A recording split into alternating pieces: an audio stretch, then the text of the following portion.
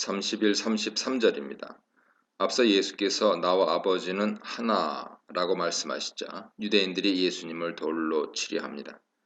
유대인들은 예수님 말씀을 신성모독으로 여겼기 때문에 돌로 치려 했던 것입니다. 사람을 돌로 치는 것은 토라에서 명한 사형 집행 방법입니다.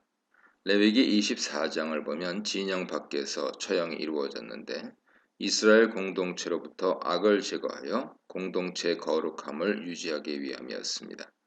돌로 치는 사형에 해당하는 죄목은 자식을 몰래에게 바치는 것, 하나님 이름을 모독하는 것, 안식일을 범하는 것, 우상 숭배를 하거나 하도록 유혹하는 것, 간음하는 것 등이 있습니다. 간음하다 잡혀온 여인을 돌로 쳐야 한다고 주장하는 유대인들은 바로 이 같은 규정에 근거했었던 것이죠. 같은 요한복음 8장에서 신성모독에 근거해서 예수님을 돌로 치려 했던 적이 있습니다. 34, 39절입니다. 자신을 돌로 치려 하는 유대인들에게 예수님은 율법을 인용하시면서 대응하십니다.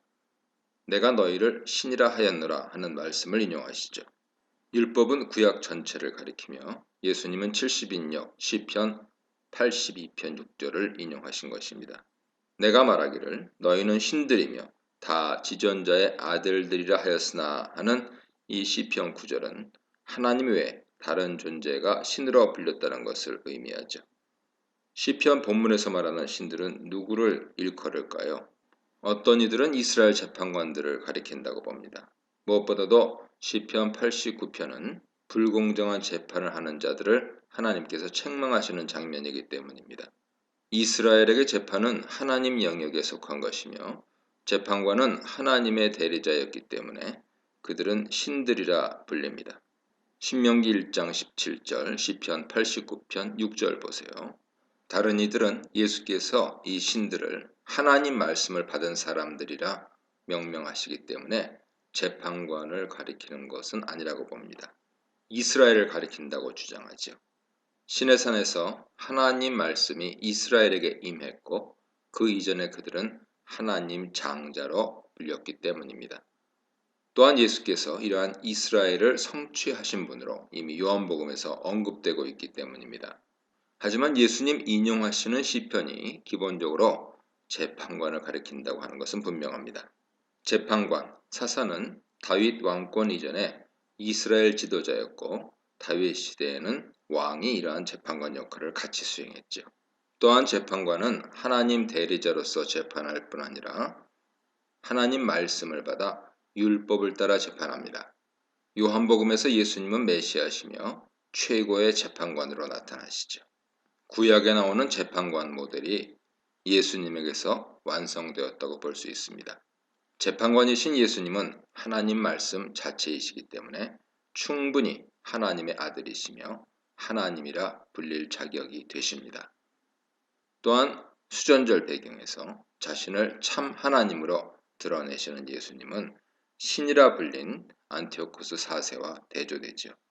예수님은 자신을 진정한 왕이요 진정한 하나님으로 드러내십니다. 예수님은 하나님 말씀 권위를 믿었고 그 말씀을 근거로 사역하셨습니다. 이런 신앙은 그의 다른 언급이나 바울이나 베드로 언급에서도 나타나죠. 디모데후서 3장 16절, 베드로후서 1장 21절 보세요. 그러므로 성경의 권위를 존중하는 신앙은 예수님의 동시대 유대인들이 충분히 이해할 만한 것이었습니다. 이것을 근거로 예수님은 유대인들의 주장을 반박하시는 것이죠. 하나님 말씀에 하나님의 재판관을 신이라 했다면 예수님이 자신을 가리켜 하나님의 아들이라는 것은 전혀 신성모독이 아니라는 것입니다. 한편 하나님이 거룩하게 하신 이로서의 예수님 정체성은 그의 성전 되심과 연결됩니다. 수전절은 이방인에게 더럽혀진 성전 제단을 거룩하게 하여 성전을 회복한 사건이죠. 특히 수전절을 가리키는 헬라어 에그카이니아는 수르바벨 성전을 봉헌할 때 사용되었습니다. 에스라 6장 16절, 느헤미야 12장 27절 보세요. 이와 같은 어원의 단어가 구약에서 성전이나 성전 제단 봉헌을 위해 사용되었습니다. 그런데 본문에서 예수님이 거룩하게 되어 세상에 보내신 하나님 성전으로 나타납니다. 거룩하게 하다라는 뜻의 헬라어 하기아조는 구약에서 성전이나 제물 혹은 제사장을 구별할 때 자주 사용되었습니다. 따라서 수전제를 배경으로 하는 예수님 말씀에서 거룩하게 되신 예수를 구별된 성전으로 인식하는 것은 전혀 낯설지 않습니다. 거룩하게 된 성전 개념은 예수님 기도에서 예수님 자신과 그의 공동체를 가리킬 때 다시 등장합니다. 예수님의 행함이 예수님이 누구신지를 증명한다는 것은 요한복음에서 계속 등장하죠. 그러므로 사람들은 예수님 사역을 통해 그분의 정체성을 믿고 그분의 말씀을 따를 수 있습니다. 예수님 사역을 통해 그분의 말씀을 통해 우리는 성전이신 예수님께 아버지 하나님의 임재가 있다는 것을 알 수 있습니다. 예수님은 아버지 안에서 역사하시고 아버지 하나님은 예수님 안에서 역사하십니다. 아버지와 아들은 하나이십니다. 40에서 42절입니다. 예수님은 이제 유대 지역을 떠나 요한이 세례 주던 곳, 아마도 요단 동편 바타네아 지역으로 보이는데요. 요한이 세례 주던 곳으로 옮기시죠. 그것은 유대 지도자들의 힘이 제대로 미치지 못하는 지역입니다.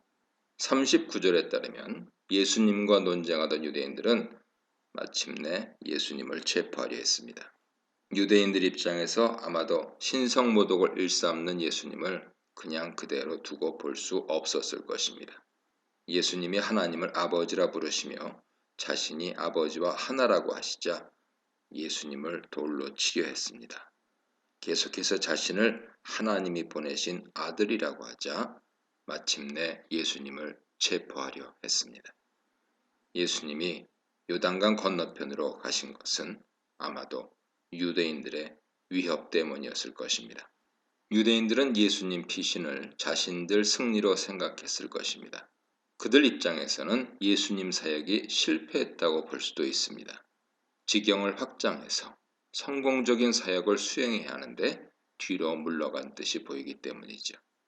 그러나 돌아간 그 지역에서 많은 믿는 자들이 나옵니다. 하나님 나라 원리는 눈에 보이는 것이 전부가 아닙니다.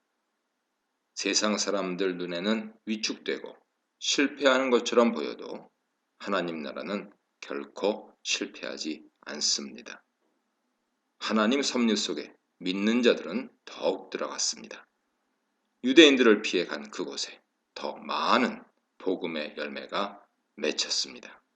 한편 예수님이 복음 진리를 선포하시자 사람들이 두 종류로 나뉘는 것이 보이죠.